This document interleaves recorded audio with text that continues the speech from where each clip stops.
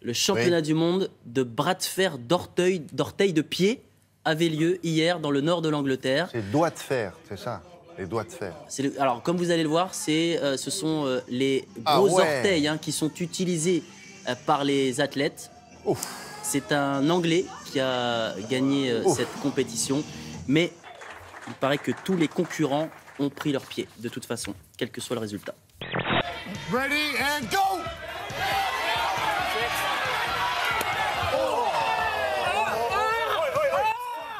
Medical, medical. His arms, snap his arms. Snap his arms. Oh, yuck. Oh, yuck. All right, listen, a bit of a... We'll go to a break, all right? We'll come back after this. Je ne suis pas un tisonnier. Je suis un homme libre. Et d'être avec un vieux, ça te fait rien? Un vieux? Un vieux? J'appelle pas ça vieux. 38 ans. On a une petite différence d'âge de quelques années. Enfin, moi, non, ça m'inquiète pas. Donc moi, c'est du mois de septembre, il paraît. Ouais, du 12. Moi, du 6. Ah bah, on est tous les deux du même signe archéologique. Archéologique, oui. Astrologique. Astronomique. Bah, ça dépend de quoi on parle. Vous trouvez une plus grande énergie ailleurs? En Russie? Mais surtout quand je comprends pas la langue. Parce que, en général, quand je comprends, j'entends que des conneries. Et je suis pas le seul. La Réunion, c'est, enfin vous le savez parfaitement, c'est une place majeure dans le Pacifique. Raté. L'île française ne se situe pas dans le Pacifique, mais là, dans l'océan Indien. L'erreur de géographie faite par le Premier ministre lors d'une interview à la télévision réunionnaise est tournée en dérision sur la toile. Le message le plus retweeté, le voici. Il est signé du philosophe Michel Onfray. La question du surendettement, ça compte dans l'esprit des Français, de la manière dont ils réagissent. La République, autrefois, était généreuse parce qu'elle n'était pas endettée. Elle l'est devenue, et les gens le savent, ça les inquiète. Et on voit cette affaire qu'il y a une... Oui, je ne sais pas si on a entendu cette affaire. Je ne sais pas, tout s'effondre.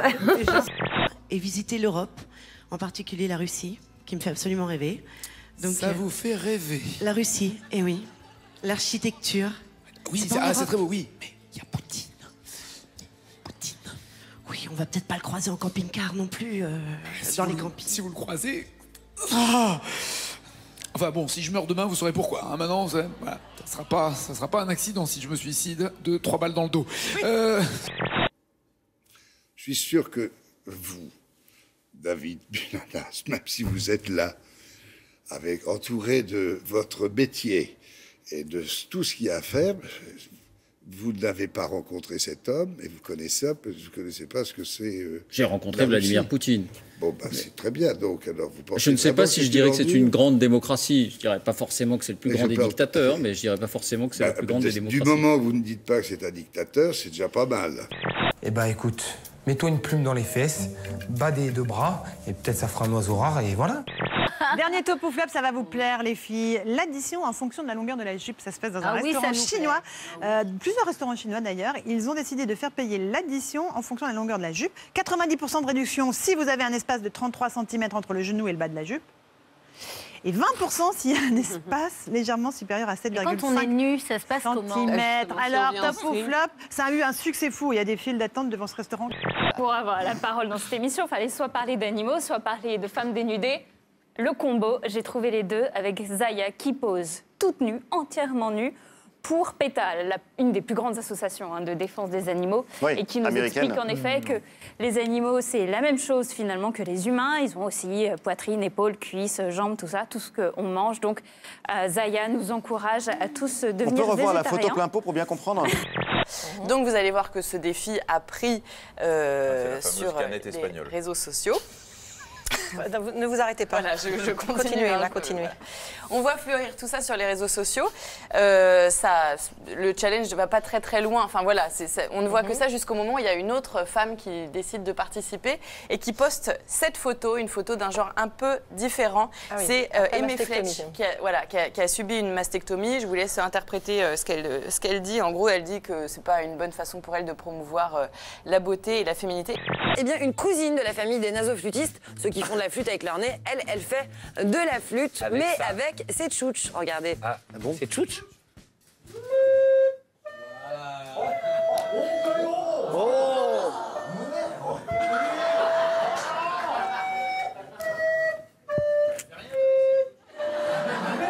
Si, elle a mis sur le côté.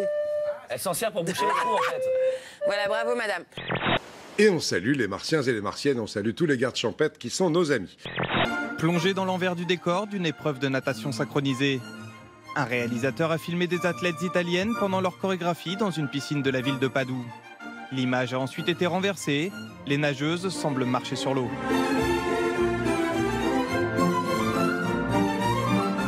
Mais il en faut plus, tellement plus pour le décourager. Un mental endurci par la vie, une très bonne condition physique et une souplesse des articulations pour encaisser les variations de terrain qu'il ne voit pas. La nuit commence à tomber sur Quatsenheim quand après 4h10 d'efforts, Clément arrive au bout des 26 km. J'ai profité du paysage, hein, voilà. Après, dans le système, l'humour fait partie de 90% de mes paroles. Quand j'appelle mes copains petit zizi, ma grande ou gros, c'est entre nous. Mais ma chiasse venant de, on va dire, sa femme, ça peut être bien perçu. Par moi, ce sera sans souci. Mais bon, on échangera ces petits termes entre nous sur l'oreiller ou des choses comme ça. Voilà, on va pas mettre ça sur l'oreiller tout de suite.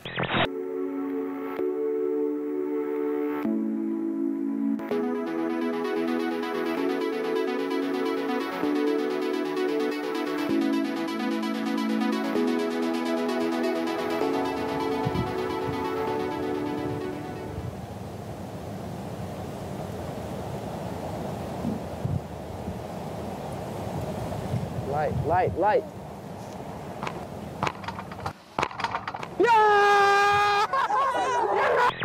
Pour terminer, William, accrochez vos ceintures. Voici le spectacle qui sera proposé mercredi au public du Salon du Bourget. Boeing va faire décoller son nouveau 787 quasiment à la verticale. Image ici d'une démonstration effectuée jeudi dernier aux États-Unis. Et il y avait des passagers à bord? Non, on ne sait pas. Non. Ils avaient mangé? Non. Pas de passagers et très peu de carburant pour permettre cette performance. Alors, qu'est-ce qu'on peut vous souhaiter pour terminer, Gérard Depardieu? Souhaiter rien, c'est très bien.